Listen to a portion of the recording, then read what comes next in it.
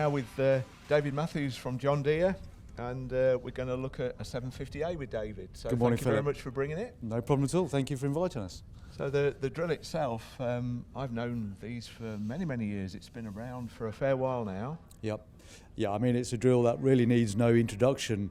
Not only has it seen a sort of a massive impression in the UK, but worldwide, really. It's a drill that, has proven technology worldwide, really. With this amount of Pro Series openers around the world, it's tried and tested.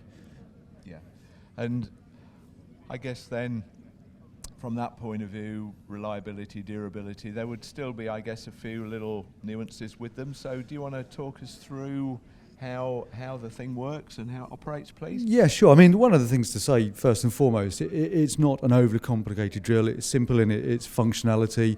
And I think with a lot of growers, that's a real key feature. They want something that works, which is reliable, that doesn't give a constant headache with sort of design issues. So this has, as I say, it's been proven technology over the world, and to that point, it's not overcomplicated. It's relatively simple in its operation, which in turn should offer reliability, longevity, and less downtime, really. And we see that today. That's always been the case, and it's a lot of the feedback. It's simple in design and reliable and works.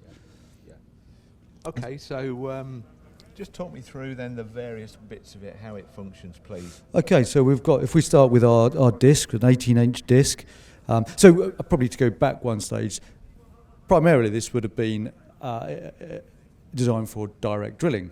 That's its main function, main priority. But we see this drill now as a drill that is hugely flexible. It can work in multiple sort of conditions and farming operations and soil conditions.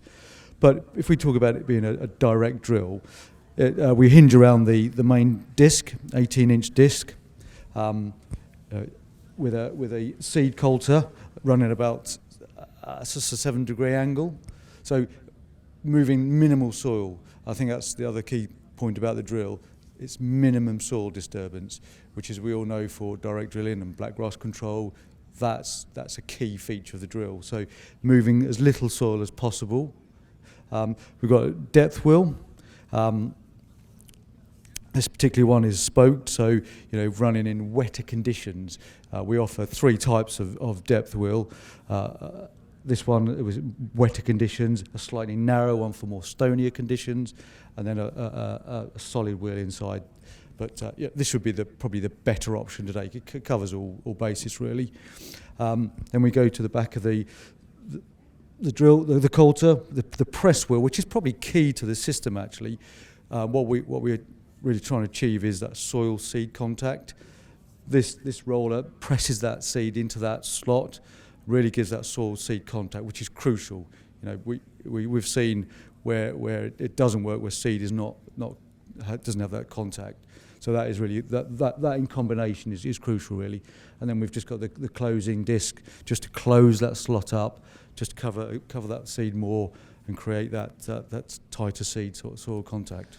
So the closing wheel itself, I see, is quite serrated. So I guess there is you can achieve a bit of crumb created with that at the same time as pushing the soil over. You can indeed. I mean, as we all know, it does depend on the soil conditions. It all hinges around the soil conditions. But that does, as you rightly say, Philip, that does create that bit of tilth. With that tilth, just covers in some of the soil in the seed, so it does offer a slight benefit as well. But we've got options as to whether it be serrated or a solid. So again, hugely flexible. So if I was a farmer coming to you to discuss this, then David, you'd really want to know my circumstances, what soils I'm on, and obviously the crops I want to drill and everything, so that you could start and probably where the soil is in the process as well. So you could start to formulate the best combination of parts for what I want? I think, it's always good to know the background of what the customer, the grower might want to do. I think that's from a manufacturing point of view, for us to know what the grower, the farmer wants to achieve. I think that's the sort of perfect harmony, to try and achieve as long as we know what the farm wants, we can achieve or do our very best to achieve that. This is a drill that will cope with high amounts of trash. So typically if we have a customer that is wanting to drill into high trash levels or high residue levels, if we know that, then we can set the drill, we can recommend the appropriate setup. And I think that is the key to success with not only this drill, but probably all sort of machines really. Knowing that, having that relationship and that understanding of what is wanting to be achieved, I think is the key to some sort of success really. And do you find with your growers then they evolve into using this as part of a system? So if let's say I started off having been a very relatively intensive plough combi based type user, and I came to you and said I'm thinking of going direct drilling, then you might be thinking about my transition a little bit differently to if I'd been in relatively minimal till for 20 years or Sure. so.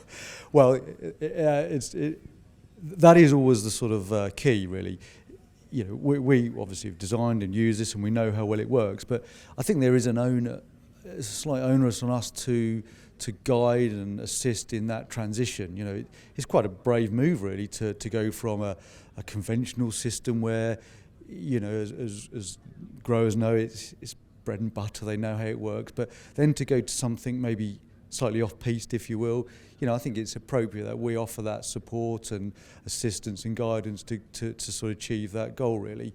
And this, I've often said, direct drilling is maybe perceived as a slightly easy way, but I would say the opposite. You've got to be very dedicated and understand your soils and understand the approach you want to take. Attention to detail. Absolutely. And but both conventional and direct drilling is, there's a lot of challenge in both. But to get direct drilling right, to make it really work where it can and has worked, it does require a bit of attention and a bit of. It's not just tracking a drill through the ground. You just maybe have that little bit of attention and focus and desire to just get that right. Will succeed really. It was interesting to me when you at the outset when you described it as, well, essentially it will work into a lot of conditions, but it's based on a direct drill. I think that having that flexibility is really important, and it probably gives farmers a bit more confidence then that they're not just buying a one-trick pony. Let's call it that. Absolutely, and I think that's kind of a bit of the success behind the drill, really, because there are within, and I know myself, having been maybe a user of the product, I know myself where primarily it is my direct drill, but in conditions and times where you need to drill into a conventional system, this is performed equally as well. So it isn't just a one-trick pony, and actually, where I've used it personally in a conventional system, it's done an amazing job, and it really has worked perfectly. The reason I guess you have to use it as in a part of a conventional system is again moving your soils into this state where they then can cope with less intensive tillage. Yeah.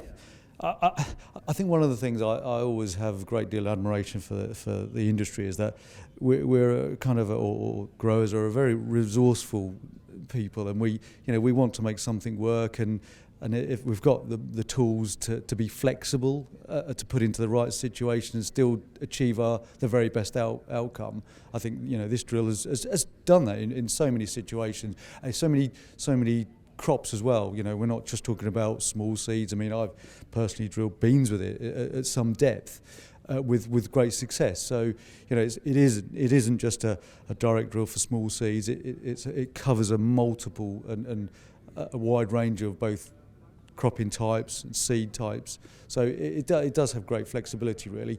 And also I think with the economic situation growers are faced in nowadays, gone are the days where you might have had a particular drill for each particular scenario. There's so many financial pressures now on the industry. If you've got a drill that can do multiple operations in multiple scenarios, that only really is a good thing. We, as an industry, we need to really drill down on our machinery costs, because let's face it, it is a cost. All these things come at a high price, and if we can offer a drill that ticks multiple boxes and keeps those costs low, I think that's a good partnership. Yeah. While we're on the subject of cost, another redeeming feature about this drill is the low horsepower requirement. On a 6 metre, we could take maximum 200 horsepower. And you'd be low diesel, low consumption, low cost of operation. And I think that's pretty crucial, really, to have that low cost of operation. Good. So thank you. And I guess from that point of view as well, then lower power requirement, relatively smaller tractors, less need for intensive ground pressure, then probably choice of tyres on the tractor would start to become important, so we can really get we don't have to eradicate a problem we haven't put in for a start. Yeah, I mean, that is absolutely true, Philip. The industry has a plethora of tyre technology, and I think that hand in hand goes together. You have to have the right tractor with the right tyre setup. As you rightly say, that eliminates having to rectify that damage that either the tractor or the tyres are doing, and I think for many that is part of the journey to understand, it's not just direct drilling. There's other things that come into play to really perfect the art of direct drilling and get the very best out of it. So, and we've got as you look round today, you'll see, so many tyre technologies offering great solutions. That's good. Thank you. So probably just to finish up, as so we don't miss out some of the key points, thinking of the metering and the hopper and the control systems, David, just give us a flavour, please. Yeah, so we've got the 3, 4 and 6 metre versions. The 3 and 4 have a single metering unit. The 6 has a twin metering unit, accord metering unit, which is tried, tested. It's a very reliable system. And I think within the industry it's widely known and widely accepted. It's a very reliable metering system. It can either be off the rear metering wheel or isobus from the tractor. So, best of both worlds, really. And I think actually one of the things about the metering wheel, in certain trickier conditions, you can always refer back to the isobus. So, quite flexible, really. Good. And the capability then, alongside that, if you wanted to vary seed rate, that becomes fairly straightforward. Or through the isobus from a variable rate map or something, yeah. So as much flexibility as a conventional system, really. Good.